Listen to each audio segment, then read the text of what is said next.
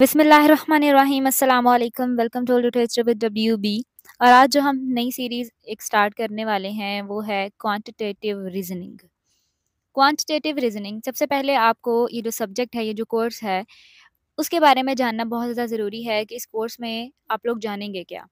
Quantitative, जो quantitative word है ये क्वांटिटी से निकला है। क्वांटिटी मतलब एक ऐसी चीज़ जिसको कि हम लोग गिन सकते हैं, जिसमें कि न्यूमेरिकल डाटा जो है वो इंक्लूड होता है, उसको हम लोग क्वांटिटेटिव कहते हैं। तो quantitative reasoning, reasoning mean logic, कि हम लोग जो है न्यूमेरिकल डाटा को यूज़ करते हुए किसी भी लॉजिक के ज़रिए अपनी जो रियल लाइफ प्रॉब्लम्स हैं उनको सॉल्व कर सकते हैं। ठीक है? तो हम लोग इसको जो है वो क्वांटिटेटिव रीजनिंग का नाम देते हैं। आज के इस वीडियो में हम लोग इसका कंप्लीट पहला चैप्टर तो नहीं कवर कर सकेंगे, क्योंकि इसका पहला चैप्टर काफ़ी ज़्यादा लेंथी है। तो मेरी कोशिश होगी कि इसके पहले चैप्टर को 3 पार्ट्स में डिवाइड करूँ, ताकि जो वीडियोज़ हैं वो बहुत ज़्यादा लंबी ना बने और आप लोग जो हैं वो बोर ना हों। सबसे पहला हमारे पास चैप्टर है importance of quantitative reasoning skills. इसमें हम लोग जो हैं, सबसे जो पहला चैप्टर है इसमें हम लोग पढ़ेंगे हिस्ट्री ऑफ मैथमेटिक्स। ठीक है? मैथमेटिक्स की जो अभी हिस्ट्री है, जब से हम लोगों को पता चला है कि मैथमेटिक्स जो है वो कब से मार्ज़ वजूद में आई, तब से लेके उसके आज तक के दौर की हर एक चीज़ हम लोग जो है वो मैथमेटिक्स की स्टडी करेंगे, सारी की सारी हिस्ट्री को स्टडी करेंगे। उसके बाद हम लोग मुस्लिम स्कॉलर्स की जो कंट्रीब्यूशन है मैथ्स में उसको स्टडी करेंगे। इसके अलावा हम लोग जो नंबर्स, जो टाइप्स ऑफ नंबर है ना, उनके जो कॉन्सेप्ट्स हैं, उनको जो है वो अंडरस्टैंड करने की कोशिश करेंगे और उनको डेली लाइफ प्रॉब्लम्स में वो किस तरह से एप्लीकेबल हो सकते हैं, उनको हम लोग देखेंगे। तो विदाउट एनी फर्दर डिले आज की इस वीडियो को शुरू करते हैं।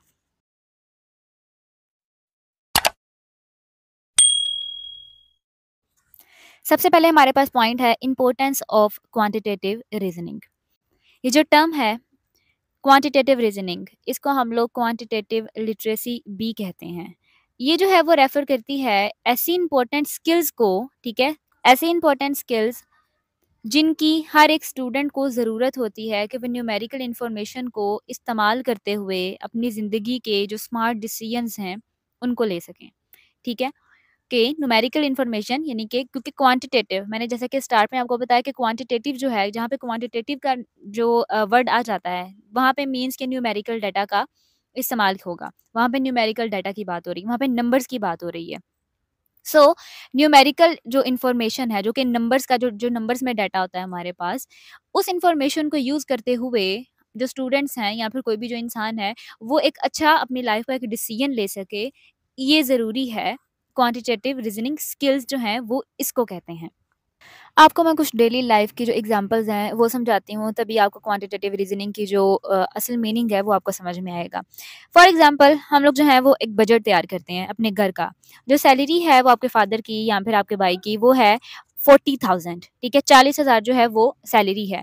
उसमें आपने जो है वो अब इस तरह से बजट को अरेंज करना है कि जो 30,000 वो घर का बजट जो है वो उसमें आ जाएगा। ठीक है? जो भी गुज़ारा करना है पूरे मंथ का, वो सिर्फ़ और सिर्फ़ 30,000 में होना चाहिए। और जो 10,000 हैं, वो सेविंग करनी है, हर हाल में सेविंग करनी है। ठीक है? अब इसके लिए क्या होगा कि डिफरेंट-डिफरेंट चीज़ों के बारे में एक लिस्ट तैयार की जाएगी, बजट की जितनी भी है वो लिस्ट तैयार की जाएगी। तो वो क्या होगा कि हमारे पास एक न्यूमेरिकल डाटा आ जाएगा कि इस ये अगर हम लोग ये अपना बजट को इस तरह से डिज़ाइन करेंगे, तभी हम लोग जो 10,000 की जो सेविंग करनी है, जो 10,000 जो बचाने हैं इस 40,000 में से, वो तभी बच सकेंगे। ठीक है? तो इसमें क्या था, इसमें न्यूमेरिकल डाटा का ही इस्तेमाल हुआ, नंबर्स का इस्तेमाल हुआ, काउंटिंग का इस्तेमाल हुआ, तभी जाके पता चला कि ठीक है, ये अगर इस बजट के लिहाज से अगर हम चलेंगे, तो तभी जो हमारे पास जो सेविंग जो हम लोगों ने करनी थी 10,000 की, वो तभी होगी। ठीक है? फॉर एग्ज़ाम्पल, एक और एग्ज़ाम्पल है हमारे पास कि अगर एक बिज़नेस मैनेजर है, ठीक है? और वो जो है वो क्यूआर स्किल्स में बहुत ज़्यादा सही है, ठीक है? उसको बहुत अच्छी हैं उसकी क्यूआर स्किल्स, यानी कि जो क्वांटिटेटिव रीज़निंग स्किल्स हैं उसकी, वो बहुत ज़्यादा अच्छी हैं। और वो उसको यूज़ करता है किस तरह से, कि वो इस चीज़ को एनालिसिस करे कि जो मार्केट में किस चीज़ का ट्रेंड है, ठीक है? किस चीज़ का ट्रेंड है, किसको ज़्यादा लोग फ़ॉलो कर रहे हैं, किसमें हम लोगों को सेल्स जो है वो ज़्यादा होगी, किसका ट्रेंड नहीं है और लोग उस पे ज़्यादा तवज्जो नहीं दे रहे, ज़्यादा तरजीह नहीं है वो लोगों की, और उसमें जो है वो हम लोगों को सेल्स जो है वो कम होंगी। अब मैनेजर जो है वो क्या करेगा? ऐसी प्रोडक्ट्स को लॉन्च करेगा, ऐसी चीज़ों को लेके आएगा जिसकी कि मार्केट में डिमांड होगी, ठीक है? जो ट्रेंड होगा मार्केट में। इससे क्या उसको होगा कि उसकी जो सेल्स हैं, वो उस कंपनी की वो बढ़ जाएँगी, ठीक है? अब ये यही है ना कि उसकी क्वांटिटेटिव रीज़निंग स्किल्स बहुत ज़्यादा अच्छी थी, तभी उसने इस चीज़ को इंटरप्रेट किया, उसको एनालिसिस किया कि ये इस चीज़ का ट्रेंड है, हम लोग इसमें अगर करेंगे तो सेल्स ज़्यादा होंगी, अगर हम इस चीज़ की तरफ जाएँगे तो हमें सेल्स जो हैं वो ज़्यादा नहीं होंगी और कंपनी को जो है वो नुकसान होगा। एक और एग्ज़ाम्पल को समझते हैं। कि शॉपिंग की एग्ज़ाम्पल लेते हैं। जो लड़कियाँ हैं वो इस एग्ज़ाम्पल को बहुत अच्छे से समझेंगी। फॉर एग्ज़ाम्पल आप लोगों को पता चलता है कि जे डॉट पे 50% की सेल लगी हुई है, ठीक है? अब क्या होगा कि आप लोग जो है वो अपने माइंड में जल्दी से वो जो है वो सारी कैलकुलेशन कर लेंगे कि अगर एक जोड़ा जो है वो 6000 का मिल रहा है, तो वो हम लोगों को मिलेगा ज 50% लगी हुई है, तो ऑफ कोर्स वो मिलेगा 3000 में, ठीक है? 3000 का वो जोड़ा जो है वो हम लोगों को मिल जाएगा। तो क्या होगा वो इसी तरह से अपनी जो है वो एक लिस्ट तैयार करके ले जाएँगे कि इतना इतना हमारा बजट है और हम लोगों ने जो है वो ये चीज़ें खरीदनी है। या अगर आप लोगों को इस तरह से सेल लगा दी जाती है कि अगर आप 2 प्रोडक्ट्स जो हैं वो खरीदते हैं, तो आप लोगों को कम प्राइस में मिलेंगी एज़ कम्पेयर टू अगर आप 1 प्रोडक्ट खरीदते हैं, ठीक है? तो इसमें क्या होगा कि आप लोगों को पता चल गया कि हम लोगों को कितने पैसे बच रहे हैं। अगर हम 2 इसमें जो भी ये जो चीज़ हम बाय करना चाह रहे हैं, जो परचेज़ करना चाह रहे हैं, ये हम लोग अगर 2 खरीद लेते हैं इन टू क्वांटिटी, तो फिर क्या होगा कि हम लोगों के जो पैसे हैं वो बच जाएँगे, ठीक है? आप लोग फ़ौरन से जो है वो अपनी क्वांटिटेटिव रीज़निंग का इस्तेमाल करेंगे, अपनी न्यूमेरिकल डाटा का इस्तेमाल करेंगे और फिर फ़ौरन से आप लोगों को पता चल जाएगा कि हाँ, हमें जो है वो इतनी चीज़ की बचत हो रही है, तो चलो ठीक है, हम 2 ही खरीद लेते हैं, ठीक है? तो ये इस तरह से क्वांटिटेटिव रीज़निंग का हम लोग यूज़ करते हैं अपनी डेली लाइफ़ में प्रॉब्लम सॉल्विंग के लिए, ठीक है? न्यूमेरिकल डाटा को इस्तेमाल करते हुए, जैसा कि मैंने सबसे पहले बजट की एग्ज़ाम्पल दी, उसके बाद कंपनी मैनेजर किस तरह से इस्तेमाल करता है, इसके बाद जो शॉपिंग के लिए अगर सेल कहीं पे लगी हुई है, तो वो हम किस तरह से इसको यूज़ करेंगे, ठीक है? ये जो है उम्मीद है कि आपको क्वांटिटेटिव रीज़निंग की समझ आ गई होगी कि क्वांटिटेटिव रीज़निंग असल में होता क्या है, ठीक है? अब चलते हैं लेक्चर की तरफ। अभी जो स्किल्स होती हैं ना, इसमें जैसे कि मैंने पहले बताया कि इसमें एनालिसिस किया जाता है, इंटरप्रेट किया जाता है डाटा को और ये चीज़ किया जाता है कि कौन से पैटर्न्स, कौन से ट्रेंड्स जो हैं उनको फ़ॉलो किया जा रहा है, ठीक है? अगर हम इन ट्रेंड्स को, इन पैटर्न्स को फ़ॉलो करेंगे तो हम लोगों को फ़ायदा होगा, इन ट्रेंड्स, इन पैटर्न्स को फ़ॉलो करेंगे तो हम लोगों को फ़ायदा नहीं होगा बल्कि नुकसान होगा। तो इसी तरह से दूसरी चीज़ें जिसमें कि मैथमेटिकल मॉडल्स वगैरह को भी इस्तेमाल करके हम लोग चीज़ों की जो है प्रेडिक्शन कर सकते हैं और अपने कंक्लूजन्स को निकाल सकते हैं। मैथमेटिकल मॉडल्स जो हैं वो कौन से मॉडल्स होते हैं? मैथमेटिकल मॉडल्स फॉर एग्ज़ाम्पल जो वेदर प्रेडिक्ट करते हैं, मौसम की जो प्रेडिक्शन होती है, उसमें ये आता है कि जो भी है वो मैथमेटिकल मॉडल्स को इस्तेमाल करते हैं और उनको इस्तेमाल करते हुए ही हम लोगों को पता चल रहा होता है, हम जो है वो वेदर प्रेडिक्शन वाले बता रहे होते हैं कि आज जो है वो बारिश होगी, इतने बजे जो है वो सूरज निकलेगा, आज जो मौसम है वो क्लाउडी होगा या फिर फोगी होगा या कैसा होगा, ठीक है? ये सारा की सारी चीज़ें जो है वो मैथमेटिकल मॉडल्स के ज़रिए ही हम लोगों को पता चलती हैं। जो वेदर प्रेडिक्शन वाले हैं, वो मैथमेटिकल मॉडल्स का ही यूज़ करते हैं। असल में जो मैथमेटिकल मॉडल्स हैं, ये रिप्रेज़ेंट करती हैं रियल लाइफ़ वर्ल्ड की जितनी भी सिचुएशंस हैं ना, उनमें मैथमेटिकल जो कॉन्सेप्ट्स हैं और जो इक्वेशंस हैं, उनको किस तरह से यूज़ करना है। जैसा कि वेदर प्रेडिक्शन मैंने बताई, इसके अलावा इकोनॉमिक मॉडल जो है वो भी आ जाता है कि मार्केट का जो बिहेवियर है वो कैसा चल रहा है, कौन-सी चीज़ जो है वो डिमांड में है, किस चीज़ में जाएँगे तो फ़ायदा होगा, मार्केट किस तरह, क्या उसके रेट्स हैं, क्या ट्रेंड्स चल रहे हैं, लोगों की जो डिमांड है वो किस चीज़ में है, ठीक है?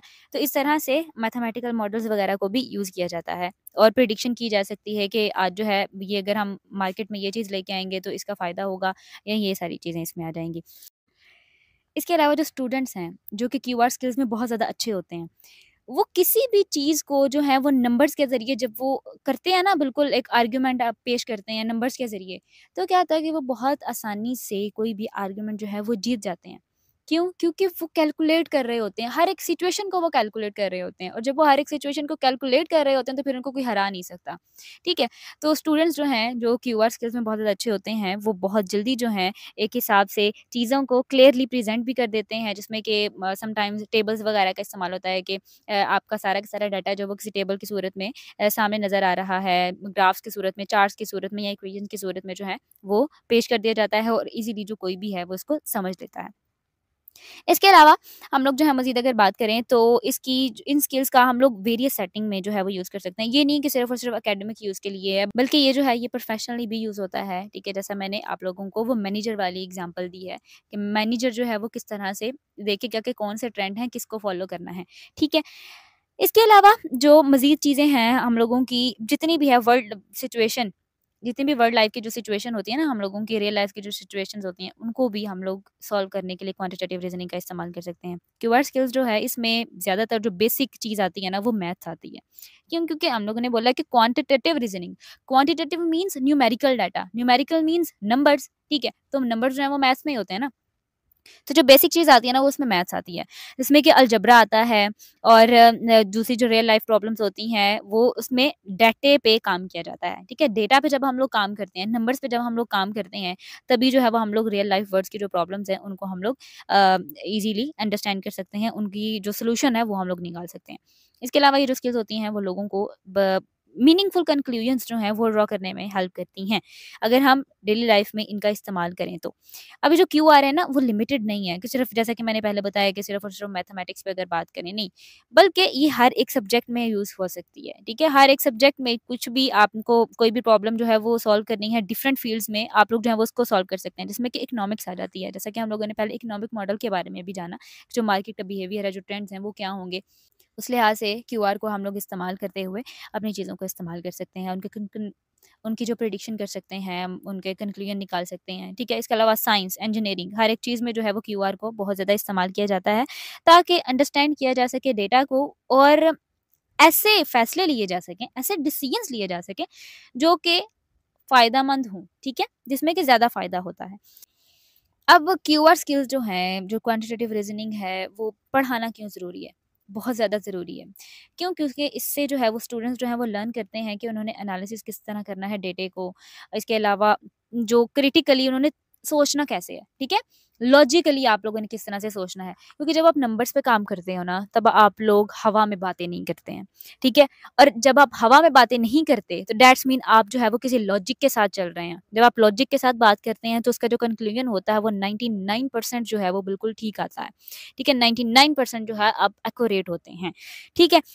इसीलिए जो क्रिटिकल थिंकिंग है वो आ जाती है। इसके अलावा मैथ्स की जो कॉम्प्लेक्स प्रॉब्लम्स हैं, जो डिफरेंट सब्जेक्ट्स में, इन सब चीज़ों में भी जो है वो क्यूआर बहुत ज़्यादा इस्तेमाल होता है। क्यूआर को सीखने के बाद जो स्टूडेंट्स हैं, वो इन्फॉर्मेशन को बहुत जल्दी इवैल्यूएट कर लेते हैं। इसके अलावा पैटर्न्स वगैरह को बहुत ज़्यादा फाइंड कर लेते हैं, और उन्होंने एविडेंस बेस पे हर एक डिसीजन लेना होता है। एविडेंस एविडेंस मीन्स कोई भी शवाहिद, कोई भी जो है आपके पास कोई जो है वो शवाहिद है, उसकी बेस पे आप कोई ना कोई डिसीजन ले रहे हैं, ठीक है? इसको जो है वो हम लोग इस तरह से इस्तेमाल कर सकते हैं कि फिर जब तक कोई लॉजिक नहीं होगी ना किसी भी स्टूडेंट के पास, वो कोई भी डिसीजन नहीं लेगा, और जब आपके पास जो है वो कोई लॉजिक आ जाएगी, कोई भी, तो आप जो है वो 100% जो है वो उस पे रिलाई कर रहे होंगे कि ठीक है, मेरे पास इस चीज़ की लॉजिक है और मैं बिल्कुल ठीक जा रहा हूँ, और आप बिल्कुल 100% जो है वो एक्यूरेट डिसीजन लेते हैं। ओके, अब ये जो स्किल्स हैं ये बहुत ज़्यादा ज़रूरी हैं, सिर्फ एकेडमिक सक्सेस के लिए नहीं, बल्कि ये रियल लाइफ एप्लीकेशन में भी बहुत ज़्यादा यूज़ होते हैं, जिसमें बिज़नेस, साइंस और टेक्नोलॉजी वगैरह आ जाती हैं। अब अल्लामा इकबाल वाले जो हैं, अल्लामा इकबाल ओपन यूनिवर्सिटी वाले, ये कोर्स जो है वो क्यों इन्होंने किया है, क्योंकि फर्स्ट टाइम है कि क्वांटिटेटिव रीजनिंग जो है वो बच्चों को पढ़ाई जा रही है। पिछले कोर्सेज में, पिछले जितने भी बैच जो हैं वो गुजर के गए हैं, उनमें क्वांटिटेटिव रीजनिंग जो ये बुक थी, ये कोड नहीं था। ये कोड कोर्स जो है वो ये न्यू आया है इसी साल, ठीक है? बैच 2024 के लिए जो है ये आप लोगों के लिए ही ये लाया गया है। तो अब ये जो है वो ओवरऑल चलेगा, लेकिन पिछले वाले स्टूडेंट्स के लिए ये नहीं था। ठीक है, तो ये जो है इसमें यही इंश्योर करवाया जाता है कि जो स्टूडेंट्स की जो मैथमेटिकल स्किल्स हैं और जो उनकी क्यूआर स्किल्स हैं वो बहुत ज़्यादा इन्हांस हो सकें। बच्चे जो हैं वो लॉजिकली चीज़ों को समझ सकें, और अपनी जो है वो कितनी जो भी आप लोगों ने प्रोफेशनली, पर्सनली आपकी लाइफ है, उस पे आपने अगर कोई भी डिसीजन लेना है, तो आप लोग उसको लॉजिकली लें, उसको क्वांटिटेटिव रीजनिंग को यूज़ करते हुए, डेटा पे रिलाई करते हुए आप जो है वो कोई भी डिसीजन लें। ठीक है? और ये जो है चीज़ आप पढ़ लीजिएगा इसमें कि क्यों किया गया है, बाकी सब तो मैं आपको बता ही चुकी हूँ। इसके अलावा अब हम चलते हैं अपने मेन टॉपिक की तरफ, जो कि है history of mathematics. History of mathematics. अब हम हिस्ट्री पढ़ने जा रहे हैं मैथमेटिक्स की। Pre historic. सबसे पहले हम लोग प्री हिस्ट्री पढ़ेंगे मैथ्स की, ठीक है? मतलब ये कि अभी इसकी हम लोग प्री हिस्ट्री पढ़ रहे हैं, हिस्ट्री से पहले वाली जो चीज़ें हैं, ठीक है? क्योंकि ये जो आप समझ लें कि जो मैथमेटिकल थिंकिंग है ना, ये जैसा कि जिसमें कि जो बेसिक चीज़ें आ जाती हैं, जिसमें नंबर, साइज़, पैटर्न्स, ये सब चीज़ें जो हैं वो हम लोगों को नेचर से ही मिलती हैं। इंसान को ये सारी की सारी चीज़ें जो हैं वो नेचर से ही मिली हैं, कुदरती हैं ये सारी की सारी चीज़ें, ठीक है? उसके बाद मज़ीद जो है वो इसमें स्टडीज़ होती गई, और जो कॉन्सेप्ट्स थे वो ह्यूमन्स ने बहुत ज़्यादा इनमें इनमें काम किया, और जिसकी वजह से मज़ीद जो है वो डेवलपमेंट आई, और जो कि आज तक जो है वो डेवलपमेंट चल रही है, और हम लोग उसको यूज़ भी करते हैं। ठीक है? अब ये जो है, ये ज़्यादातर जो चीज़ें थी ना, ये वाली जो नंबर्स और साइज़ और सारी चीज़ें, ये जो पहले वाले लोग थे, ह्यूमन्स जो थे, वो इसको हंटिंग के लिए जो थे वो इस्तेमाल किया करते थे, ठीक है? सोसाइटीज़ वगैरह को जब एक साथ रहती थी वो सारी के सारे लोग, वो उन इस ऐसी चीज़ों को हंटिंग के लिए इस्तेमाल करते थे, ठीक है? अब ये जो आइडिया है, आहिस्ता-आहिस्ता इवॉल्व होना शुरू हुआ, ठीक है? फॉर एग्ज़ाम्पल, जब हम एंशिएंट लैंग्वेजेज़ की अगर बात करें, एंशिएंट लैंग्वेज में सिर्फ़ और सिर्फ़ 3 वर्ड्स थे, वन, टू, मैनी, ठीक है? 2 जब 2 से ज़्यादा चीज़ें आ जाती थी ना, तब उसको 3 की बजाय वो मैनी का नाम दे देते थे, ठीक है? मैनी कह देते थे उसको। सिर्फ़ 1, 2 और मैनी, ये सिर्फ़ और सिर्फ़ उनके पास 3 नंबर्स थे। अब देखिए आहिस्ता-आहिस्ता जो है वो अब जो काउंटिंग है वो इन्फिनिटी तक चली गई है, किसी को भी जो है वो समझ नहीं आता, मतलब नंबर्स इतने ज़्यादा हो गए हैं कि वो इन्फिनिटी तक पहुँच गए हैं, ठीक है? मिलियन, ट्रिलियन और भी पता नहीं क्या-क्या। तो इस तरह से जो है पहले आप देखेंगे एंशिएंट लैंग्वेज में सिर्फ़ और सिर्फ़ 3 वर्ड्स हम लोगों को देखने को मिलते हैं, लेकिन फ़िलहाल जो है वो लैंग्वेज किस तरह से जो काउंटिंग है, वो कितनी इवॉल्व हो चुकी है। अब जो है हम लोग एक टूल की बात कर लेते हैं जो कि ह्यूमन्स ने बनाया था जिसको कि इशिंगोबोन के नाम से जाना जाता है, ठीक है? इशिंगोबोन। इशिंगोबोन ये जो है ये डिस्कवर किया था नॉर्थ ईस्टर्न कोंगो ने तकरीबन 20,000 साल पहले। 20,000 साल पहले। अब ये जो है फिर इसको ये ओल्डेस्ट टूल माना जाता है जो कि ह्यूमन्स ने बनाया था और ये इसमें 3 कॉलम्स होते थे, ठीक है? 3 डिफरेंट कॉलम्स इनके जो थे वो होते थे। इस टाइम आपको स्क्रीन पे भी नज़र आ रहे होंगे। 3 डिफरेंट कॉलम्स जो थे वो होते थे और ये जो थे वो उनको नंबर्स को टैली करने के लिए ना इस्तेमाल किया जाता था, मतलब काउंटिंग करने के लिए ये चीज़ ये जो इशिंगोबोन है वो इस्तेमाल की जाती थी और काउंटिंग के लिए भी और हंटिंग के लिए भी और चीज़ों को इसमें स्टोर भी करते थे ये लोग, ठीक है? ये जो भी टूल आपको इस टाइम नज़र आ रहा है, ये उसको ये डिफरेंट चीज़ों के लिए इस्तेमाल करते थे और ये जो इन्होंने बनाया था ना, ये इन्होंने 6 मंथ लूनर कैलेंडर के हिसाब से बनाया था, ठीक है? मतलब इसमें 6 महीने आ जाते थे, जो चाँद के जो 6 महीने होते हैं ना, वो आ जाते थे इसमें, ठीक है? उस हिसाब से इन्होंने ये जो इसको था वो क्योंकि देखिए ना पहले तो घड़ियाँ नहीं थी, टाइम नहीं था, पहले लोग सितारों के हिसाब से चलते थे, देखते थे कि सितारे का रुख किस तरफ है, सितारों की तरफ देख के अपना सफ़र वगैरह तय करते थे और टाइम वगैरह का हिसाब लगाया जाता था। तो इसी तरह से मून फेजेज़ के हिसाब से जो थे वो लोग चलते थे, तो इन्होंने 6 मंथ लूनर कैलेंडर एक हिसाब से इन्होंने तैयार किया था। इसमें 3 कॉलम थे और इसमें डिफरेंट चीज़ों के लिए जो थे वो इसको इस्तेमाल करते थे, ठीक है? अब ये जो है इसका बहुत बड़ा रोल है, इन्फ्लुएंस रखता है, कौन इस पे इन्फ्लुएंस रखता है? इजिप्टियन जो मैथमेटिक्स है ना, वो। क्योंकि हम आगे जाके इजिप्टियन के बारे में भी पढ़ेंगे। आप ये समझ लें कि जो इजिप्ट थे, वो इस टूल से काफ़ी ज़्यादा इंस्पायर हुए। एक हिसाब से आप ये कह लें कि उनका काफ़ी ज़्यादा इन्फ्लुएंस मिलता है हम लोगों को इस टूल का इजिप्टियंस पे, ठीक है? अब क्योंकि जो इजिप्ट में जो लोग थे ना, वो ज़्यादातर ज्योमेट्रिक साइज़ जो है, वो हम लोगों को देखने को मिला है कि जो ज्योमेट्रिक डिज़ाइन है ना, वो हम लोगों को देखने को मिला है तकरीबन 5 मिलियन बीसी में। जो मिलियन बीसी है ना, इसका क्या मतलब है कि जो पीरियड है, टाइम पीरियड है 5000 बीसी से 4001 बीसी तक, ठीक है? क्योंकि बीसी मतलब बिफोर क्राइस्ट और इस तरह ये जो टाइम होता है ना, ये पीछे की तरफ चलता है। इस मतलब ये ऐसा नहीं है कि अब 5000 है तो 5000 के बाद 6000 आएगा, नहीं 5000 के बाद 4000 आएगा, फिर 3000 आएगा, फिर 2000 आएगा। बिफोर क्राइस्ट बीसी इसको बोला जाता है, ये पीछे की तरफ चलता है, आगे की तरफ नहीं पीछे की तरफ चलता है। तो इस तरह से जो 5th मिलेनियम जो बीसी है, ये जो इसका टाइम पीरियड आता है 5000 बीसी से 4001 बीसी तक, ठीक है? और ये जो है कुछ एंशिएंट स्टोन जो हम लोगों को देखने को मिलते हैं इंग्लैंड एंड स्कॉटलैंड में, ये तकरीबन बनाए गए थे 3 मिलियन बीसी में और ये इसका टाइम पीरियड क्या है उस हिसाब से आएगा कि 3000 बीसी से 2001 बीसी तक, ठीक है? ये इसका टाइम पीरियड आएगा। तो इसमें जो है वो हम लोगों को बहुत ज़्यादा ज्योमेट्रिकल नॉलेज जो है वो देखने को मिलता है और ये उस टाइम जो थी ना, एक हिसाब से समझ लें कि बहुत अनसर्टेन चीज़ समझी जाती है कि किसी ने ज्योमेट्री जो है वो इजाद की है। ज्योमेट्री उस टाइम में, अब समझ लें कि ज्योमेट्री जो है वो बहुत ज़्यादा पुरानी है, ये आहिस्ता-आहिस्ता इवॉल्व हर एक चीज़ हुई है। इजिप्टियंस ने इसको जो था वो एक हिसाब से कह सकते हैं कि इजाद किया। ठीक है? इजिप्टियंस जो है, क्योंकि मैं आपको बताऊँ कि जो मिस्र की तहज़ीब है ना, जो उसकी सिविलाइज़ेशन है, वो इतनी कदीम है कि जब दुनिया को किसी चीज़ के बारे में कुछ नहीं पता था ना, मिस्र उस टाइम पे बहुत ज़्यादा आगे था। सीरियसली, मिस्र की अगर आप तारीख पढ़ें, उसकी उनकी हिस्ट्री पढ़ें, तो मिस्र में ऐसी-ऐसी चीज़ें मिलती हैं कि आप उस चीज़ का अंदाज़ा नहीं कर सकते कि ये इतनी पुरानी है और उस टाइम में तो किसी को भी इसके बारे में कोई इल्म नहीं होगा, जितना कि वो मिस्र उस टाइम जो था वो हिस्ट्री में कितना आगे था, इन सब चीज़ों में कितना आगे था, ये आप उस टाइम में अभी भी देखें।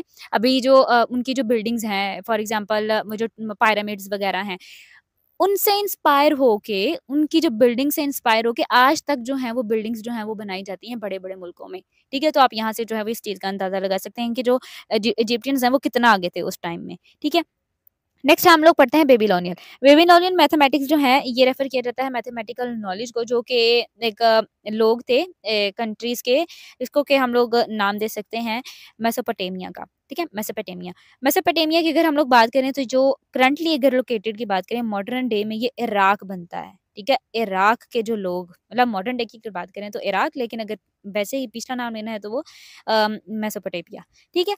अब ये जो लोग हैं ना, ये स्टार्ट हुआ था तकरीबन जो सर्मियन पीरियड है ना, सुमेरियन पीरियड्स जो है ना, ये आप समझ लें कि ऐसा रिमार्केबल इन्होंने एडवांसमेंट लेके आए थे ना टेक्नोलॉजी में, कल्चर में और गवर्नेंस वगैरह में, बहुत ज़्यादा इन लोगों ने जो थे ना वो एडवांसमेंट लेके आए थे।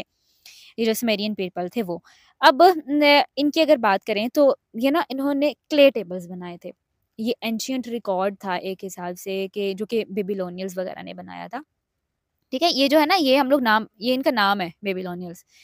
ठीक है? ये इन्होंने किस तरह से अपना रिकॉर्ड जो है वो तैयार किया था कि ये क्ले टेबल्स बनाते थे। क्ले टेबल्स किस तरह से कि अगर इन्होंने कोई भी ज़हन में इनकी कोई शेप आई है ना, कोई भी इन्होंने कोई ऐसी चीज़ जो कि कोई सिंबल है, कोई नंबर है, इनके ज़हन में आया या फिर इनको ये बोला कि अच्छा ये चीज़ हम लोग इस्तेमाल में ला सकते हैं। वो गीली मिट्टी लेते थे, उस पे जो थे वो उसका प्रिंट छोड़ देते थे। ठीक है? उसको बना देते थे उसके ऊपर, ड्रॉ कर देते थे। फिर या तो उसको वो सूखने के लिए छोड़ देते थे या उसको वो बेक कर लेते थे, ठीक है? मतलब आग के ऊपर उसको पका लेते थे ताकि वो सूख जाए। जब वो सूख जाता था तो ऑफ कोर्स वो फिर निशान हमेशा रहता है, वो फिर मिटता नहीं है। गीली मिट्टी का निशान तो देखिए ना मिट जाता है, उसके ऊपर आप जो भी फेरें वो मिट जाता है, लेकिन जब सूख जाती है फिर उसको आप मिटा नहीं सकते हैं। तो इसी तरह से ये जो है इस टूल को इन्होंने इस्तेमाल किया और ये जो क्ले टेबल्स हैं ना, इन्होंने एक पॉइंटिंग टूल्स के तौर पर भी इन्होंने इसको इस्तेमाल किया हुआ है। ठीक है? इनमें इन्होंने बहुत सारी जो इन्फॉर्मेशन है उसको प्रिज़र्व किया, जिसमें कि हम लोगों को मल्टीपल चीज़ें मिलती हैं, जिसमें मल्टीप्लिकेशन टेबल्स, ठीक है? टाइम टेबल्स आप इसको कह लें, टाइम टेबल्स इन्होंने ही ईजाद किए, इसके अलावा ज्योमेट्री वगैरह या फिर जो डिवीज़न प्रॉब्लम्स हैं, जो प्रैक्टिकल प्रॉब्लम्स आप किस तरह से सॉल्व कर सकते हैं, डिवीज़न और ज्योमेट्री को इस्तेमाल करते हुए जो रियल लाइफ़ प्रॉब्लम्स या प्रैक्टिकल प्रॉब्लम्स हैं, उनको किस तरह से इस्तेमाल कर सकते हैं। इसके अलावा इसमें हम लोगों को बहुत ज़्यादा शेप्स वगैरह मिलती हैं। डिफरेंट शेप्स जो कि ज्योमेट्री में आज तक इस्तेमाल होती हैं ना, वो डिफरेंट शेप्स जो हैं वो भी हम लोगों को इसमें मिलती हैं। मेजरमेंट्स किस तरह से हो सकती हैं, इसके अलावा जो डिवाइडिंग क्वांटिटीज़ हैं, डिवाइड करने का जो तरीका होता है, उन सब चीज़ों के बारे में भी बहुत ज़्यादा इसमें हम लोगों को देखने को मिलता है। ये जो था ना, आप समझ लें कि अर्लीएस्ट यूज़ था नंबर्स का। मतलब ये कि नंबर्स को किस तरह से यूज़ करना है, बेबीलोनियंस ने ये चीज़ जो है वो हम लोगों को सिखाई है एक हिसाब से कि इन्होंने सबसे पहले इजिप्टियन से भी पहले जो है इन्होंने नंबर्स को यूज़ करना जो है वो हम लोगों को बताया। इन्होंने अगर हिस्ट्री की बात करें ना, तो समझ लें कि इन्होंने ही बताया है, ठीक है? इन्होंने सबसे पहले नंबर्स वगैरह का यूज़ किया है। अभी जो टेबल्स हैं ना, इसमें हम लोगों को ये चीज़ देखने को मिलती है कि ये पहले लोग थे जिन्होंने नंबर को सिस्टमैटिकली यूज़ किया है, ठीक है? सिस्टमैटिकली इन्होंने यूज़ किया कि पता चले कि नंबर्स को हम लोग किस तरह से रियल लाइफ़ प्रॉब्लम को सॉल्व करने के लिए इस्तेमाल कर सकते हैं। ओके, तो ये चीज़ है, मतलब इजिप्टियंस जो हैं उन्होंने तो देखा ना ज्योमेट्री वगैरह हर एक चीज़, लेकिन इजिप्टियन से भी पहले नंबर्स का इस्तेमाल इन्होंने करना सिखाया है, इन्होंने यूज़ किए हैं नंबर्स। ओके, मुझे उम्मीद है कि आपको जो है ये बात समझ में आ गई होगी। अब अगर बात करें तो ये जो मैंने आपको बताया है कि तकरीबन 400 क्ले टेबल्स जो हैं ये इन लोगों को हम लोगों को देखने को मिलती हैं। 400 क्ले टैबलेट्स वगैरह जो कि लिखी गई थी क्यूनिफॉर्म स्क्रिप्ट, ठीक है? क्यूनिफॉर्म स्क्रिप्ट भी इसको बोला जाता है। इजिप्टियन मैथमेटिक्स की तरह नहीं है ये थोड़ा-सा उससे डिफरेंस है। बाद में जो है वो काफ़ी ज़्यादा रिसोर्सेज़ हम लोगों को देखने को मिले हैं जो कि उन्होंने सर्वाइव किया है। अराउंड 2500 बीसी जो समीरियंस का जो रिकॉर्ड हम लोग को मिलता है मल्टीप्लिकेशन टेबल्स का, दूसरी हर एक चीज़ जैसा कि मैं आपको पहले ही बता चुकी हूँ कि ये सारी की सारी जो नंबर्स हैं वो बेबीलोनियंस ने ही सिखाई है कि नंबर्स को इस्तेमाल किस तरह से करना है। मज़ीद अगर बात करें तो बेबीलोनियन ने बहुत ज़्यादा एक एडवांसमेंट मैथमेटिक्स में लेके आए जिसमें कि हम लोग इसको नाम देते हैं सेक्सेक्सिमल नंबर सिस्टम का। सेक्सेक्सिमल नंबर सिस्टम जो है जैसे कि नाम से ज़ाहिर हो रहा है, इसके स्टार्ट पे देखें 6 का एक एलिमेंट, आप इसको 6 जो है वो प्रोनाउंस कर सकते हैं। एक 6 का ये जो है ये एक 6 कह लें आप इसको, 6 60, ठीक है? इन्होंने बेस करता था ये सिर्फ़ और सिर्फ़ 60 के नंबर पे, ठीक है? इन्होंने जो था ना ये एक ऐसा सिस्टम था जिसमें कि आज तक भी हम लोग इसको यूज़ करते हैं, ठीक है? फॉर एग्ज़ाम्पल हमारे जो मिनट्स हैं, 1 मिनट में कितने सेकंड्स होते हैं? 60 और 1 घंटे में कितने मिनट्स होते हैं? 60 और इस तरह से एक 360 का जो है वो डिग्री कंप्लीट होती है, ठीक है? 360 की डिग्री कंप्लीट होती है, सर्कल जो है वो कंप्लीट होता है। अब ये जो 60 था ना 60, इन्होंने ये नंबर क्यों चूज़ किया?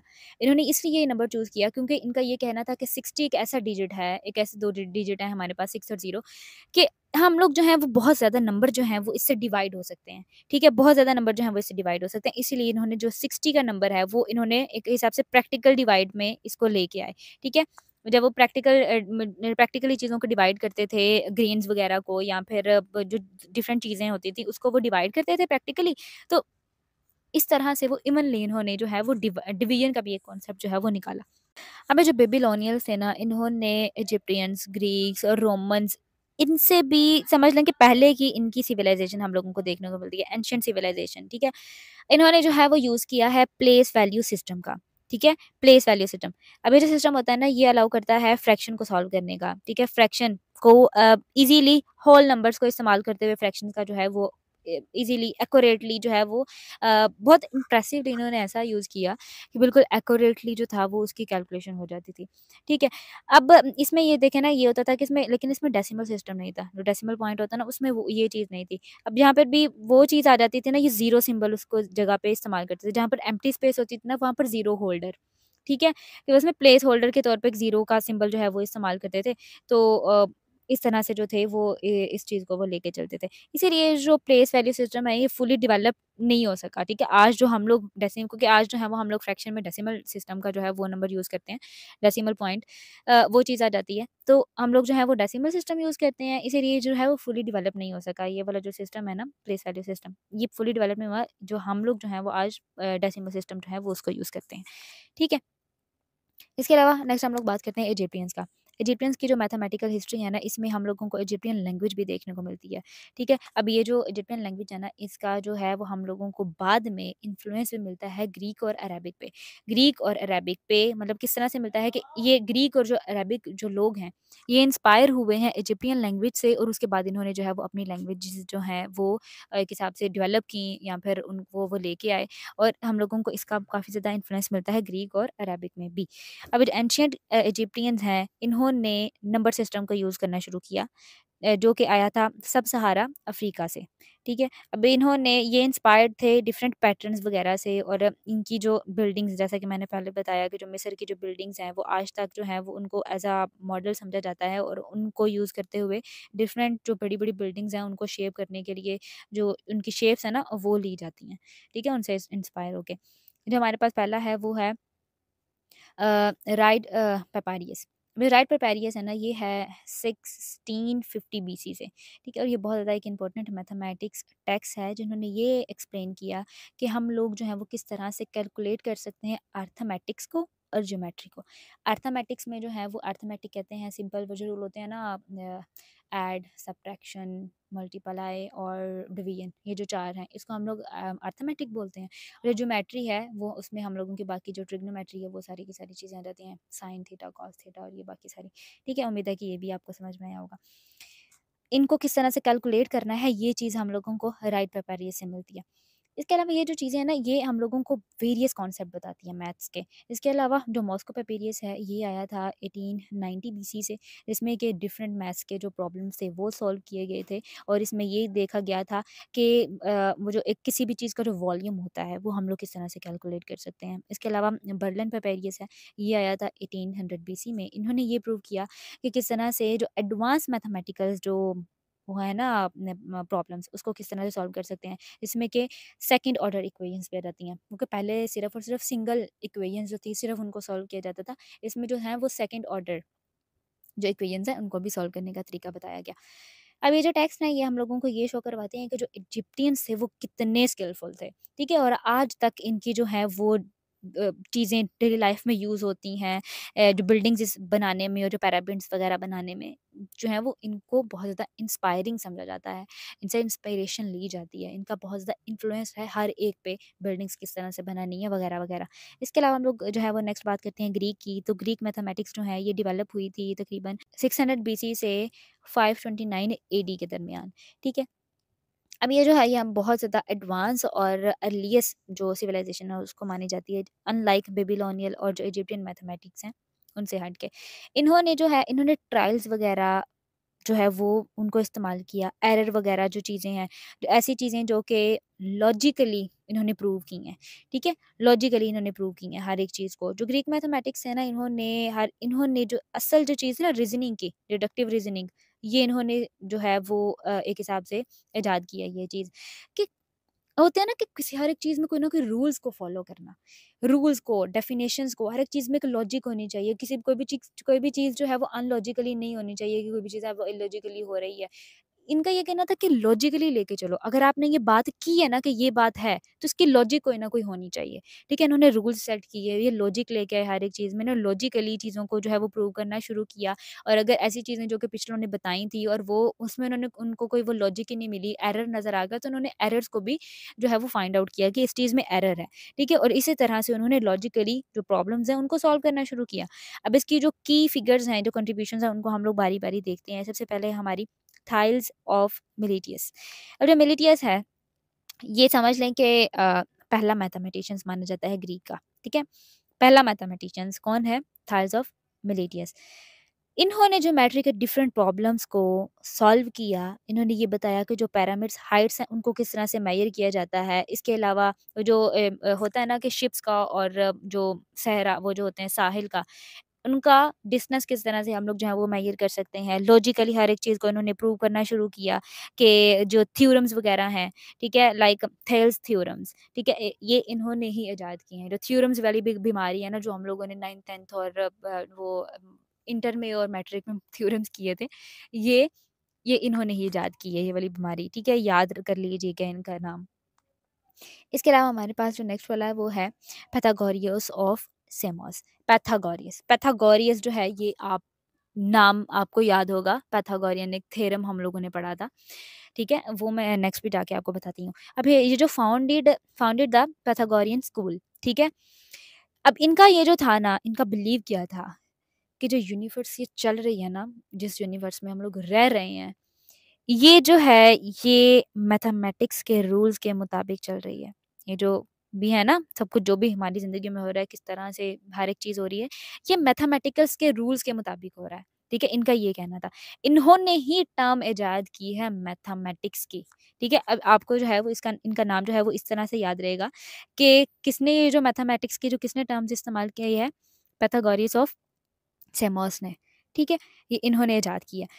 इन्होंने ही पाइथागोरियन थ्योरम, ठीक है? पाइथागोरियन थ्योरम याद है ना कि एक जो थी वो एक हम लोग ट्रायंगल बनाते थे जिसमें कि एक बेस होती थी, एक ये परपेंडिकुलर होता था और ये कि हाइपोटेनस होता था हमारे पास, ठीक है? ये चीज़ हमारे पास आती थी।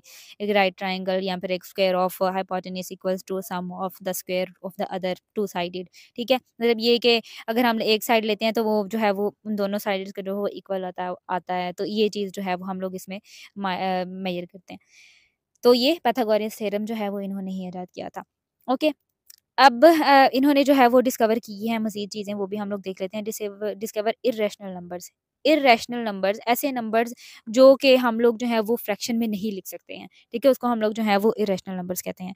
इसके अलावा हम बात करते हैं प्लेटो की। प्लेटो जो है ये फिलोसोफर भी हैं और मैथमेटिशियंस भी हैं और इनकी एक अकेडमी थी एथेंस में, जो कि मैथमेटिकल लर्निंग की जो है वो एक हब समझी जाती थी। ठीक है? इन्होंने बहुत ज़्यादा कंट्रीब्यूशन की है बेसिक मैथमेटिक्स में, जिसमें कि इन्होंने लाइन का कॉन्सेप्ट दिया है। इसके अलावा इन्होंने जो है वो पाइथागोरियन ट्रिपल्स, जिसमें कि स्पेशल सेट जो है वो 3 नंबर्स का जो स्पेशल सेट है ज्योमेट्री में, वो इन्होंने मुतारिफ करवाया। इसके अलावा हम लोग जो है वो नेक्स्ट चलते हैं। इसके अलावा हमारे पास है एडोकस ऑफ सिनोडस। अब ये जो है इन्होंने डेवलप किया था मैथमेटिक्स ऑफ एक्सुएशन को, ठीक है? ये भी ये सिमिलर टेक्निक्स है जो कि आज भी मॉडर्न कैलकुलस में इस्तेमाल होती है। इसके अलावा एरिस्टोटल, एरिस्टोटल जो थे ये प्लेटो के स्टूडेंट्स थे, ठीक है? और इन्होंने जो है वो बिल्ड की है मॉडर्न लॉजिक, जो कि हम लोगों को मैथमेटिक्स में इस्तेमाल होती है, आज तक इसको जो है वो पढ़ाया जाता है, ठीक है? जो मॉडर्न लॉजिक है उसको। इसके अलावा आर्किमिडीज, आर्किमिडीज जो हैं ये किस लिए फ़ेमस हैं कि इन्होंने एडवांस प्रॉब्लम सॉल्विंग्स की स्किल्स को मुतारिफ़ करवाया, ठीक है? इन्होंने जो है वो ये चीज़ बताई कि किस तरह से जो है वो हम लोग पैराबोला को मेज़रमेंट कर सकते हैं। इसके अलावा कैलकुलस में आज तक ये जो है ये चीज़ें इस्तेमाल की जाती हैं। इसके अलावा इन्होंने एक्यूरेट एस्टिमेट जो है वो बताया है पाई की वैल्यू। पाई की वैल्यू कितनी होती है? 3.14, है ना? तो 3.14 जो है ये पाई की एक्यूरेट वैल्यू इन्होंने ही बताई है कि इन्होंने जो है वो एस्टिमेट लगाया कि पाई की जो एक्यूरेट वैल्यू है ना वो 3.14 हो सकती है। इसके अलावा अपोलिनियस ऑफ नेपर्जा। अब ये जो है इन्होंने कॉनिक सेक्शन पे काम किया जिसमें कि डिफरेंट शेप्स आ जाती हैं जिसमें इलिप्स, पैराबोलास और हाइपरबोलास वगैरह आ जाते हैं। ठीक है? अब ये जो है ये हमारे पास हाइपरबोला है, इसके अलावा ये जो है ये इलिप्स है हमारे पास और ये जो है ये हाइपरबोला है। ये जो डिफरेंट ये शेप्स बनी हुई हैं ये हाइपरबोला है। ठीक है? अब ये जो है इनको हम लोगों ने नाम किस चीज़ का दिया? कॉनिक्स का। ठीक है? इन्होंने जो है वो इस पे काम किया। नेक्स्ट हमारे पास है क्लॉडियस। अभी जो क्लॉडियस है ना, ये समझ लें कि इन्होंने इतना बड़ा काम किया है ना, एस्ट्रोनॉमी में भी और ट्रिग्नोमेट्री में भी, ठीक है? इन्होंने ही क्रिएट की है ट्रिग्नोमेट्री, ठीक है? ट्रिग्नोमेट्री में हमारे पास वो जो चीज़ आती है साइन, कॉस, टेंजेंट, थीटा, ठीक है? ये सारी चीज़ें जो हैं, ये इन्होंने ही ईजाद की हैं, क्लॉडियस ने। ये अब उम्मीद है कि आपको नाम याद रहेगा। क्लॉडियस ने क्या ईजाद किया है? ट्रिग्नोमेट्री, ठीक है? इन्होंने जो है और ये आज तक चल रही हैं, ठीक है? ट्रिग्नोमेट्री को हम आज तक जो है वो स्टडी करते हैं, साइन, कॉस, टैन, थीटा, ठीक है? हर एक चीज़ को हम लोग आज तक जो है वो स्टडी कर रहे हैं। इसके अलावा हमारे पास नेक्स्ट वाला है हाइपाटिया ऑफ अलेक्जेंड्रा। अलेक्जेंड्रा नाम से ज़ाहिर हो रहा है कि एक फ़ीमेल हैं और ये जो है ये एक फर्स्ट फ़ीमेल रिकॉर्ड हुई हैं मैथमेटिशियंस, ठीक है? ये फर्स्ट फ़ीमेल मैथमेटिशियंस हैं जो कि इन्होंने जो है वो लीड भी किया है ग्रीक लाइब्रेरी में, ठीक है? ग्रीक लाइब्रेरी को जो है वो इन्होंने लीड भी किया है और ये जो है वो अप्लाइड मैथमेटिक्स में अपने वर्क की वज़ह से काफ़ी से जानी जाती हैं। और इनको जो है वो किसी पॉलिटिकल कॉन्फ्लिक्ट्स की वजह से इनको कत्ल कर दिया गया था और उसी टाइम जो आप समझ लें कि जो अलेक्जेंड्रियन ग्रीक मैथमेटिशियंस की डेक्लाइन समझा जाता है उसी को, ठीक है? उसके अलावा लेगेसी। अब ये जो लेगेसी क्या थी ग्रीक मैथमेटिशियंस की? ग्रीक मैथमेटिक्स जो थे ना ये एक लीड रोल इन्होंने एक हिसाब से लेके आए हैं, लीड रोल है इनका मैथ्स में, साइंस में और दूसरी जो डिफरेंट फ़ील्ड्स आ जाती हैं हमारे पास ज्योमेट्री, एस्ट्रोनॉमी, फ़िज़िक्स, इंजीनियरिंग, ठीक है? इन्होंने ऐसी-ऐसी चीज़ें इस्तेमाल की हैं, ऐसी-ऐसी चीज़ों को डिस्कवर किया है जो कि आज तक हम लोग जो हैं उनको पढ़ रहे हैं, उनको इस्तेमाल कर रहे हैं, आज तक डेली लाइफ़ में वो चीज़ें जो हैं वो इस्तेमाल होती हैं, ठीक है? इसके अलावा हम बात करते हैं रोमन्स की, तो जो रोमन्स जो हैं इन्होंने जो ग्रीक स्कॉलर्स थे ना, जो ग्रीक स्कॉलर्स थे, जो काम करके गए थे, इन्होंने उसी पे काम करना शुरू किया। उसी काम को जो है वो लेके चले जो ग्रीक स्कॉलर्स ने जो काम किया था रोमन एम्पायर के टाइम में, ठीक है? अब ये जो थे ना, ये लोग हाइली प्रैक्टिकल थे, हाइली प्रैक्टिकल थे। इन्होंने मैथमेटिक्स को डेली लाइफ में यूज़ करना शुरू किया। इन्होंने अप्लाई करना शुरू किया, डिफरेंट फाइनेंशियल फ्रॉड को डिटेक्ट करने के लिए, टैक्सेस वगैरह को मैनेज करने के लिए, इंजीनियरिंग प्रॉब्लम्स को सॉल्व करने के लिए इन्होंने मैथमेटिक्स को अपनी डेली लाइफ में इस्तेमाल करना शुरू किया रोमन्स ने, ठीक है? ये बात आपने याद रखनी है रोमन्स ने क्या किया कि डेली लाइफ में मैथमेटिक्स को इस्तेमाल करना शुरू किया और उन्होंने जो ग्रीक स्कॉलर्स जो वर्क छोड़ के गए थे, उन्हीं पे काम किया है, ठीक है? उन्हीं कामों को अपनी डेली लाइफ में वो लेके आए हैं, ओके? मैथमेटिक्स ने बहुत एक क्रूलिकल रोल जो है वो प्ले किया है कंस्ट्रक्टिंग रोमन आर्किटेक्चर में, ठीक है? जिसमें कि डिफरेंट ब्रिजेस को किस तरह से वो जो है वो तमीर किया इन्होंने, डिफरेंट बिल्डिंग्स जो है वो किस तरह से बनाई, ठीक है? मैथ्स का बहुत बड़ा रोल है। जिस तरह से हम लोग शुरू से पढ़ते आ रहे हैं ना कि ज्योमेट्री पढ़ते आ रहे हैं, ट्रिग्नोमेट्री वगैरह, साइन, कॉस, थीटा ये कहाँ पे यूज़ होते हैं? तो ये बिल्डिंग्स वगैरह में ही बनाने के लिए इस्तेमाल होते हैं क्योंकि हम लोगों को फिर तभी पता चलता है कि एंगल जो है वो सीधा है या नहीं है। इस एंगल पे रहेगा तो ये चीज़ सीधी रहेगी, बिल्डिंग सीधी रहेगी। मतलब इस तरह से जो है वो डिफरेंट चीज़ें इस्तेमाल होती हैं। तो इन सब चीज़ों का जो है वो लाइफ में यूज़ है, ठीक है? बस यूज़ करना आना चाहिए कि यूज़ होना कहाँ पे है, ठीक है? रोमन्स ने जो है वो कैलेंडर डेवलप किया जो कि बेस करता था बेसिक मैथमेटिक्स पे, ठीक है? जूलियन कैलेंडर जो है वो इंट्रोड्यूस किया इन्होंने के उन्हीं उन्हीं में उन्होंने लीप डे को जो है वो इंट्रोड्यूस करवाया, ठीक है? जो कि 4 साल के बाद आता है और सोलर सिस्टम के साथ, ठीक है? सोलर ईयर के साथ। इसके अलावा इन्होंने जॉर्जियन कैलेंडर उसमें जो है वो जो भी वो एरर जो कि जूलियन कैलेंडर में हम लोगों को देखने को मिलते हैं, वो इन्होंने सारे उसमें ठीक किए। और ये जो है वो इंटरनेशनल स्टैंडर्ड पे आज तक ये जो है वो यूज़ होता है। जो जॉर्जियन कैलेंडर है वो। इसके अलावा एक इम्पोर्टेंट इन्वेंशन जो कि रोमन्स ने की थी, वो की थी व्हील्ड ओडोमीटर की, ठीक है? Wheeled odometer. अब ये जो एक ऐसा टूल था जो कि सेम टाइम में उसी सेम टाइम में हान चाइनीज़ ने भी इसको इंट्रोड्यूस करवाया था, ठीक है? सेम टाइम में ये इंट्रोड्यूस हुआ है। अब ये डिवाइस है ना, ये हेल्प करती थी डिस्टेंस मेज़र करने के लिए, ठीक है? ट्रैवल डिस्टेंस कि कितना सफ़र हम लोग कर चुके हैं, डिस्टेंस को जो थी ना वो मेज़र करने के लिए ये चीज़ जो थी वो इस्तेमाल होती थी। स्पेशली ये जो टूल था ना, ये जब रोड जब बिल्ड होते थे ना, जब रोड की तमीर होती थी, तब जो थे ये बहुत ज़्यादा यूज़फुल रहे हैं और दूसरे जो प्रोजेक्ट्स की जो कंस्ट्रक्शन में भी काफ़ी ज़्यादा हेल्पफुल रहे हैं, ठीक है। अब ये जो रोमन मैथमेटिशियंस है ना, ये क्योंकि मैंने पहले बताया कि प्रैक्टिकल थे, इनका जो ज़्यादातर फोकस था वो ये था कि मैथमेटिक्स को इस तरह से इस्तेमाल किया जाए कि जो रियल लाइफ़ की जो प्रॉब्लम्स हैं उनको सॉल्व किया जाए। इसके अलावा हमारे पास है चाइनीज़।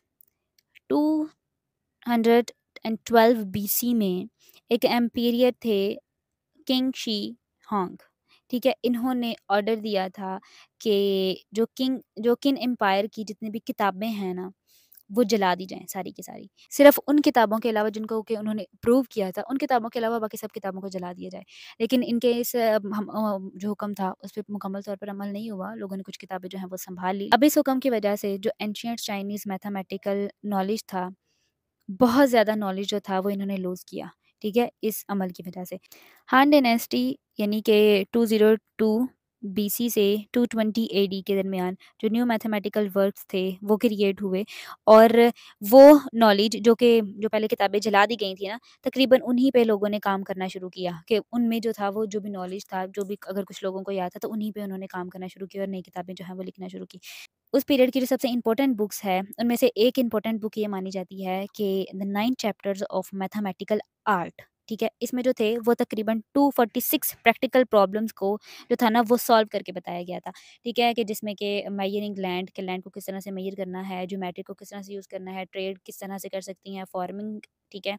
यानी खेती-बाड़ी जो है वो और इंजीनियरिंग वगैरह, इन सब चीज़ों को जो रियल लाइफ़ की जितनी भी प्रॉब्लम्स हैं, इनके रिलेटेड जितनी भी प्रॉब्लम्स थी 246 रियल लाइफ प्रॉब्लम्स के सॉल्यूशन को बताया गया था इस बुक में। इसके अलावा हम बात करते हैं इंडिया की, इंडियन। अब ये जो इंडस वैली सिविलाइजेशन है ना, ये लोकेटेड कहाँ पे है?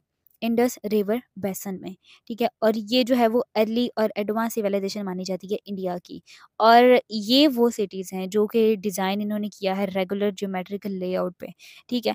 और उस टाइम में जितना भी इनका था ना मैथमेटिक्स का जो रिटन वर्क था, वो हम लोगों को सर्वाइव जो है वो नहीं मिलता कहीं पर भी, कि उन्होंने जो है वो उस वर्क ने जो है वो उस टाइम के जितने भी रिकॉर्ड्स थे, लिखे हुए रिकॉर्ड्स हैं मैथमेटिक्स के, उन्होंने सर्वाइव नहीं किया, हमें नहीं मिलते, ठीक है। इसके अलावा सल्बा सुत्रस, अब ये सल्बा सुत्रस है ना, ये रिटन हुआ था तकरीबन 8th सेंचुरी बीसी से 2 सेंचुरी एडी के दरमियान, ठीक है। इसमें जो है वो डिफरेंट अर्लीस्ट जो इंडियन मैथमेटिक्स है ना, इंडियन इंडियन मैथमेटिशियंस जिन्होंने इतना उन्होंने काम किया, उसका हम लोगों को एविडेंस मिलता है, प्रूव मिलता है, ठीक है। एक एंशिएंट स्कॉलर पिंगाला, इन्होंने जो है वो एक मेथड हम लोगों को डेवलप किया करके दिया कि सिलेबल्स को पोएट्री में सिलेबल्स को किस तरह से काउंट कर सकते हैं। सिलेबल्स क्या होते हैं? फॉर एग्ज़ाम्पल मैं एक वर्ड बोलती हूँ बटरफ्लाई, बटरफ्लाई। अब जितना मैं इसमें पॉज़ ले रही हूँ ना हर एक में, यानी कि जहाँ-जहाँ पे मेरी आवाज़ ब्रेक हो रही है, उसको हम लोग सिलेबल बोलेंगे। फॉर एग्ज़ाम्पल बटरफ्लाई, बटरफ्लाई में 3 सिलेबल आ जाते हैं, ठीक है? Butterfly, butterfly. इसको जो है वो हम लोग सिलेबल्स कहते हैं। तो इन्होंने इस चीज़ को बताया कि हम लोग जो है वो पोएट्री में किस तरह से सिलेबल्स को काउंट कर सकते हैं, ठीक है? और यही जो सिस्टम था, ये बाइनरी कोड के मुताबिक था, जो कि आज तक जो है वो कंप्यूटर में इस्तेमाल होता है। आप लोगों को ये बात पता होगी कि जो कंप्यूटर है, वो सिर्फ़ और सिर्फ़ बाइनरी नंबर्स को ही समझता है। और बाइनरी नंबर्स कौन-से होते हैं? 0 और 1। हम लोग जितना भी डाटा कंप्यूटर में एंटर करते हैं ना, हम लोग जिस भी लैंग्वेज में यूज़ कर रहे हो, जिस भी लैंग्वेज में एंटर कर रहे हो, उर्दू हो, इंग्लिश हो, इजिप्टियन हो, कोई भी लैंग्वेज है, वो हम लोग उसको एंटर कर रहे हैं। लेकिन जो कंप्यूटर है, वो सिर्फ़ और सिर्फ़ उसको 0 और 1 की लैंग्वेज में समझता है। उसके अंदर जो डाटा एंटर हो रहा होता है ना, वो सिर्फ़ 0 और 1 में ही हो रहा होता है। वो और कोई लैंग्वेज नहीं समझता सिवाय बाइनरी कोड्स के, 0 और 1 के अलावा, ठीक है? और यही जो स्टडी थी कि जिस तरह से उन्होंने ये चीज़ें किस तरह से जो सिलेबल्स हैं वो कंट्रीब्यूट करते हैं, कंबाइन होके पैटर्न्स में किस तरह से काम करते हैं, ठीक है? और ये जो चीज़ किससे रिलेट करती थी? बायलॉमियल थ्योरम से, ठीक है? अब ये जो चीज़ें हैं वो इन्होंने डिफरेंट नंबर्स को इस्तेमाल करना भी बताया। इसके अलावा इन्होंने पाई की वैल्यू को भी कि एस्टिमेट पाई की वैल्यू जो है वो कितनी हो सकती है, उसको भी एस्टिमेट करने की कोशिश की। इसके अलावा 16th सेंचुरी में केरला स्कूल जो है वो एक सिग्निफिकेंट एडवांसमेंट मानी जाती है क्लासिकल एनालिसिस के लिहाज से, ठीक है। अब ये जो है वो आप समझ लें कि इनका जो है वो बहुत बड़ा इन्फ्लुएंस है यूरोपियन डेवलपमेंट पे, ठीक है। जो कैलकुलस में यूरोपियन ने जो डेवलपमेंट की है ना, केरला स्कूल की बहुत बड़ी इन्फ्लुएंस है उन पे, ठीक है। कि इनकी समझ लें कि ये जो यूरोपियन डेवलपमेंट है ना, उन्होंने केरला स्कूल जो भी वहाँ पे डेवलपमेंट हुई उसकी तरफ देख के उनसे इंस्पायर होके हम लोगों को जो है वो उन्होंने एक हिसाब से उसमें डेवलपमेंट की है। अब ये किस तरह से डेवलपमेंट की है कि जो मिशनरीज़ थे ना, यहाँ पे जो ट्रेडर्स होते थे, वो जो थे ना वो जब आते थे, जो यूरोपियन लोग होते थे ना, वो शिप के ज़रिए सफ़र करके दूसरे मुल्कों में जाया करते थे, ठीक है? दूसरे एरियाज़ में जाया करते थे और वहाँ पर जाके वो मिशनरीज़ जो हैं वो ऐसे लोगों को कहते हैं जैसे कि जो हमारे उलमा इकराम होते हैं ना, एक जगह से दूसरी जगह जाते हैं और वहाँ पे जाके तबलीग करना शुरू कर देते हैं, अपने दीन के बारे में बताते हैं। वो बिल्कुल इसी तरह से जो क्रिश्चियनिटी यहाँ पे जो ज्यूज़ होते हैं, वो जब जाते हैं तो उनको भी हम लोग मिशनरीज़ कहते हैं कि वो लोग जाके अपनी जो दीन की तरजीहात हैं उनके बारे में बताना शुरू करते हैं, लोगों को इकट्ठा करके उनको अपने दीन की तरफ जो है वो राग़िब करने की कोशिश करते हैं। इनको जो है हम लोग मिशनरीज़ कहते हैं और दूसरे जो ट्रेडर्स हैं, यानी कि जो ताजिर वग़ैरह हैं, जो तिजारत की गर्ज़ से जाते हैं, वो लोग भी। ठीक है? तो इसी तरह से जो नॉलेज है वो एक हिसाब से शफ़ल होता था। ठीक है? कि वो उन्होंने वहाँ पे जो चीज़ देखी वो फिर उन्होंने आके खुद पे अप्लाई करना शुरू कर दी या इस तरह से। तो इस चीज़ को जो है वो हम लोग इन्फ्लुएंस कहते हैं। डिफरेंट स्कॉलर्स ने ये डिबेट की है कि जो केरला स्कूल है, उसी ने ही फुली डेवलप की है थ्योरीज़ को जिसमें कि डिफरेंशिएशन आ जाती है, इंटीग्रेशन आ जाती है, डेरिवेशन आ जाती है। ठीक है? अब ये जो है वो हम लोग जो है वो आज तक इनको पढ़ते हैं। तो ये जो है यही कहा जाता है कि ये यहीं से डेवलप हुई है केरला स्कूल से। ठीक है? तो अब जो है अगर मैं नेक्स्ट बात करूँ तो ये हम लोग जो है नेक्स्ट वाली वीडियो में कंट्रीब्यूशन देखेंगे इस्लामिक एम्पायर्स की और साथ में हम लोग नंबर सिस्टम्स को देखेंगे, डिफरेंट जो हैं वो और भी चीज़ें हैं, उनको हम लोग देखेंगे। तो मेरे ख्याल से वीडियो जो है वो काफ़ी ज़्यादा लंबी हो गई है, तो इसमें सिर्फ़ और सिर्फ़ हम लोग जो हिस्ट्री है मैथमेटिक्स की वही इसी को पढ़ सके हैं। तो उम्मीद है कि आपको अब क्वांटिटेटिव रीज़निंग क्या होती है उसकी अच्छी तरह से समझ आ गई होगी और मैथमेटिक्स की जो हिस्ट्री है, वो आपको अच्छी तरह से समझ आ गई होगी कि इतनी मुश्किल नहीं है, ठीक है? इसको आप एक स्टोरी की तरह लेके चलें तो इंशाल्लाह ये आप लोगों के लिए बहुत ज़्यादा आसान हो जाएगी, ठीक है? लेकिन फिर भी अगर आपको कोई क्यूरी हो, तो आप मुझसे इंस्टाग्राम पे राब्ता कर सकते हैं। इन स्लाइड्स का जो लिंक है, वो मैं डिस्क्रिप्शन बॉक्स में दे दूँगी। आप उस पे क्लिक करेंगे, डिस्क्रिप्शन बॉक्स जब आप ओपन करेंगे, तो उस पे जो है वो स्लाइड्स के एक लिंक जो है वो वहाँ पे शो हो रहा होगा। वो अब जब आप उस पे क्लिक करेंगे, तो ऑटोमैटिकली जो स्लाइड्स हैं, वो ओपन हो जाएँगी। तो आप वहाँ से जाके इसको थ्रू आउट रीड भी कर सकते हैं, ठीक है? तो फिर भी अगर आपको कोई क्यूरी हो, तो आप मुझसे इंस्टाग्राम पे राब्ता कर सकते हैं या फिर मेरी ईमेल के ज़रिए आप अगर कोई भी कोई क्वेश्चन हो या फिर कमेंट आप छोड़ दें वीडियो के नीचे, तो इंशाल्लाह मैं उसका ज़रूर रिप्लाई करूँगी।